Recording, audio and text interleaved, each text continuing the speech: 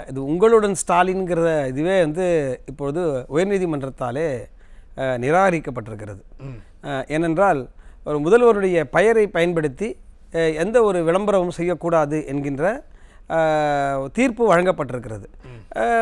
ஏனென்றால் இது தனிப்பட்ட மனிதருடைய விளம்பரமாக அரசனுடைய நிதி ஒருபொழுதும் பயன்படுத்தப்பட்டுவிடக்கூடாது என்பதில் மிக தெளிவாக சொல்லப்பட்டிருப்பதனால முதல்ல அந்த உங்களுடன் ஸ்டாலின் என்பதாகவோ அல்லது நலத்திட்டம் என்ற பெயரில் அதுவும் ஸ்டாலின் என்கிற அவருடைய பெயரில் ஒரு திட்டம் அறிவித்தாங்க. அது பேரே கூட நமக்கு தோண மாட்டேங்குது. ஸோ அது போன்று இனி சொல்லக்கூடாது என்பதாகவும் அது போன்ற பெயர் பலகைகள் அகற்றப்பட வேண்டும். இதற்காக ஒதுக்கப்பட்ட நிதி என்னானது என்கின்ற கேள்வி முதல் எழுகிறது. விளம்பரத்திற்கான நிதி எங்கெல்லாம் பார்த்தீங்கன்னா நம்ம போஸ்டர் வைக்கிறது அப்படிங்கிறதெல்லாம். ஸோ இவையெல்லாம் முதலில் அகற்றப்பட வேண்டும் என்பதாகவே சொல்லப்பட்டிருக்கிறது.